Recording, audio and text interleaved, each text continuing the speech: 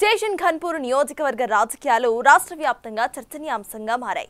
ఇన్ని రోజులు మాజీ ఉప ముఖ్యమంత్రులు కడియం రాజయ్య మధ్య రాజకీయ వైరం మాత్రమే ఉందనుకున్నారు అంతా. కానీ ఇప్పుడు వారి మధ్య వ్యక్తిగత దూషణలు చూస్తూ ఉంటే ఇంకేదో మతలబుందనే చర్చ కూడా జరుగుతోందట. గత 4 రోజులుగా ఎమ్మెల్యే కడియం శ్రీహరిపై అసభ్య పదజాలంతో రెచ్చిపోతున్నారు మాజీ ఎమ్మెల్యే రాజయ్య. ఉన్నట్టుండి రాజయ్య కడియంపై వ్యక్తిగత దూషణలు దిగడానికి అసలు కారణాలేంటి? నియోజకవర్గ ప్రజల్లో జరుగుతున్న ఆ చర్చ ఏంటి? ప్రజా ప్రతినిధులు అంటే అందరికీ ఆదర్శంగా ఉండాలి. ముఖ్యంగా ఒకటికి 10 సార్లు ఆలోచించుకొని ప్రజాక్షేత్రంలో మాట్లాడాల్సి ఉంటుంది.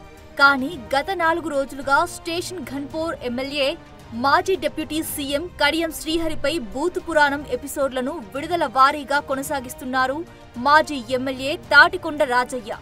రాజయ్య ప్రెస్ మీట్ పెట్టారంటే చాలు అడల్ట్ కంటెంట్ మొదలవుతూ ఉండడం అందరినీ దిగ్భ్రాంతికి గురి చేస్తోంది. నీకు రేషం ఉంటే, చీము నెత్తురుంటే, ఒక అయ్యకు అబ్బకు పుడితే, వరంగల్ పౌరుషము నీకుంటే, నీవు మగాడివైతే వెంటనే రాజీనామా చేయి. ఇప్పటికే అప్రూవల్ గా మారినావు. నేను సంవత్సరం కిందనే కాంగ్రెస్ పోయిందని పేపర్లలో మీడియాలో మాట్లాడడం కాదు, నీ కార్యకర్తలు కూడా నిన్ను అసహించుకుంటున్నారు. కాంగ్రెస్ కార్యకర్తలు రాజీనామా చేయమని చెప్పేసి అన్నా కూడా ఈ రోజు నువ్వు సిగ్గు శరం లేకుండా సొంత పార్టీలు రాజీనామా చేయమన్నా కూడా నిమ్మకు నీరెత్తినట్టుంటున్నావు.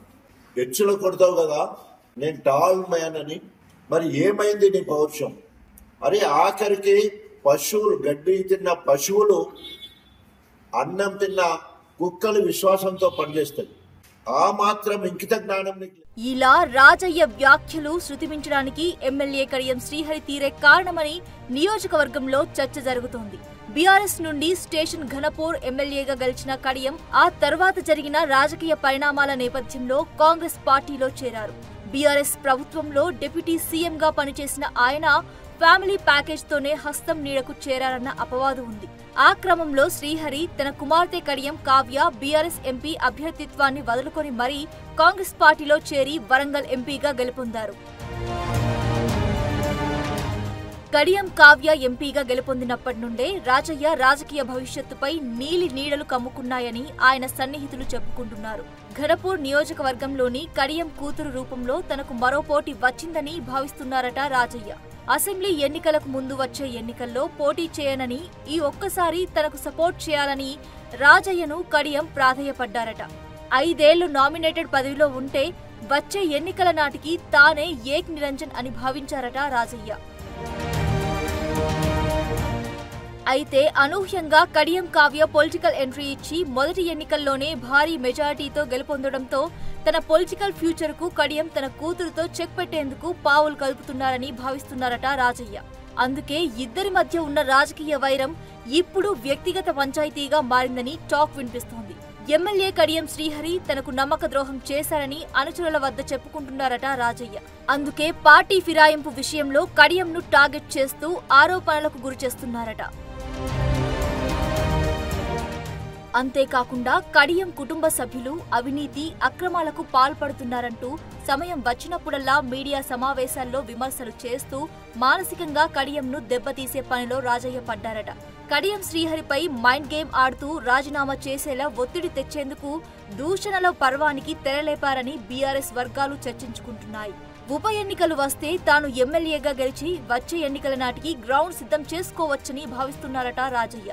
ఒకవేళ ఉప ఎన్నిక రాకపోతే వచ్చే అసెంబ్లీ ఎన్నికల నాటికి ఘనపూర్ను కడియం కావ్య అడ్డగా మార్చేస్తారని, అలా అయితే తనకు రాజకీయ సన్యాసమే మిగులుతోందని ఆందోళనతో ఉన్నారని రాజయ్య అనుచరులు చెప్పుకుంటున్నారట. అందుకోసమే కడియం శ్రీహరి ఇమేజ్ తగ్గిస్తూ తన క్రేజ్ పెంచుకునే పనిలో పడ్డారట. మరోవైపు గత కొద్ది రోజుల నుండి అనారోగ్య సమస్యలతో బాధపడుతున్న కడియం శ్రీహరి నియోజకవర్గ ప్రజలతో మమైకం కాలేకపోతున్నారు. పైగా కాంగ్రెస్ నేతలు సైతం కడియం తీరుపై అసంతృప్తితో ఉన్నారు. ఇక సొంత సెగ్మెంట్ లోని కాంగ్రెస్ నేత ఇందిర వర్గంతో విభేదాలు కంటిన్యూ అవుతూనే ఉన్నాయి. 4 వైపుల నుండి రాజకీయ పరిస్థితులు ప్రతికూలంగా ఉండడంతో ఇదే అదనుగా Tatikonda Rajaiah one men show చేస్తున్నారని టాక్ వినిపిస్తోంది. పొలిటికల్ గా కడియం శ్రీహరి ఆచితూచి మాట్లాడే వ్యక్తి కావడం, వ్యక్తిగత విమర్శలను పట్టించుకుంటే ఎదుటి వారికి మైలేజ్ వస్తుందని, తనపై వచ్చే విమర్శలకు సంబంధించి సైలెంట్ గా ఉంటారంటారు. దాన్ని అలుసుగా తీసుకుని రాజయ్య మరింత రెచ్చగొడుతున్నారని, కడియం శ్రీహరిపై మాటల దాడితో మానసిక ఒత్తిడికి గురిచేసి రాజీనామా చేయించడమే లక్ష్యంగా రాజయ్య ముందుకెళ్తున్నారని తెలుస్తోంది. రాజయ్య వ్యాఖ్యలను పొలిటికల్ అనలిస్టులు తప్పుపడుతున్నప్పటికీ వాటికి సరైన రీతిలో కడియం శ్రీహరి కౌంటర్ ఇవ్వాల్సిందేనన్న చర్చ జరుగుతోంది. పార్టీ ఫిరాయింపు అంశంలో నిందితుడిగా ఉన్న కడియం శ్రీహరి స్వయంగా రాజయ్య వ్యాఖ్యలకు ఫుల్ స్టాప్ పెట్టాలంటే రాజీనామా చేసి ప్రజల తీర్పు కోరాల్సిందేనని కడియం అనుచరుల్లో చర్చ జరుగుతోంది. సీనియర్ కాంగ్రెస్ శ్రేణుల నుండి వ్యతిరేకత, ఇందిర రూపంలో సొంత పార్టీలో అసమ్మతి సెగ, రాజయ్య రూపంలో పదునైన పొలిటికల్ పోరు నడుస్తున్న వేళ ఉప ఎన్నికలకు వెళితే గెలుపు అంత సులభం కాదని కడియం శ్రీహరి మౌనం పాటిస్తున్నారని గుసగుసలు వినిపిస్తున్నాయి. ఏది ఏమైనా కడియం శ్రీహరి ఏదో ఒక నిర్ణయం తీసుకోక తప్పదని, మరింత ఆలస్యం చేస్తే ఘనపూర్ నియోజకవర్గ ప్రజల్లో ఇంకా పలుచన అవ్వడం తప్పదని ఆయన సన్నిహితులే అంటున్నారు. మరి కడియం శ్రీహరి రాజయ్య రాజీనామా సవాల్కు అంగీకరిస్తారా, లేక న్యాయ వ్యవస్థ ద్వారా ఫిరాయింపుల అంశంపై పోరాటం చేస్తారా? వేచి చూడాలి.